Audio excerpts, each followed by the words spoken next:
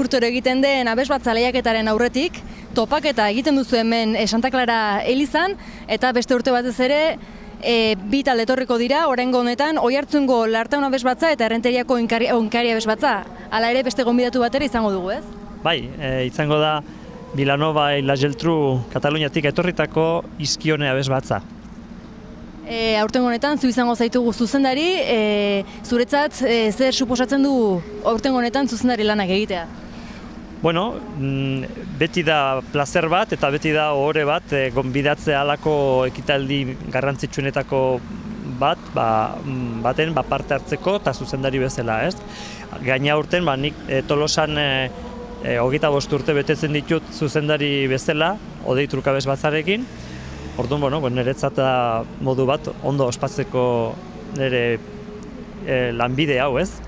Abesbatza hauek ez dira Tolosakoak, kanpotarra ditugu, zuretzat ezaguna dira?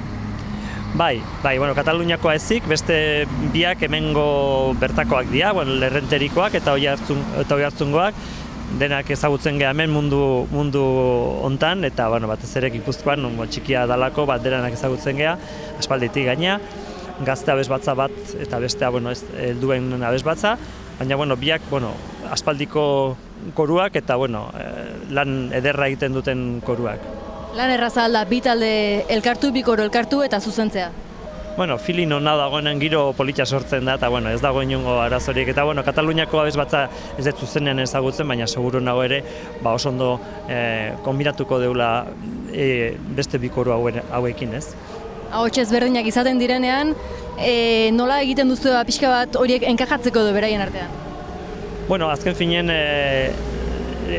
hildo berdinetik itein baldin badeula, teknikoki ez dago arazo handirik kombinatzeko edo enpastatzeko esaten duen bezala, ez? Tolosan deiadarra sortzen duen ekintzetako da topaketa? Da Tolosako lehiaketaren abesbatzaren lehiaketaren lehenengo ekitaldia, hau da pregoia bezala, erakartzen du bere jendea, urtero. Eszenario gainera igo aurretik, zer sentitzen da? Beti da erantzukizun bat, ez? Nola beto ohituta gaude, ez da lehenengo aldiz, baina beti daukazu erantzukizun bat, eta gauzak ondo ateratzeko prest egon behar zea, konzentratuta, da beti konpromiso bat, ez? Duela 25 urte lehenengo aldiz igo zinenetik gaur egunera zerbait aldatu da? Hombre, noski. Gauza asko, ez? Adinarekin eta esperientziarekin irabaztezu eskarmentua eta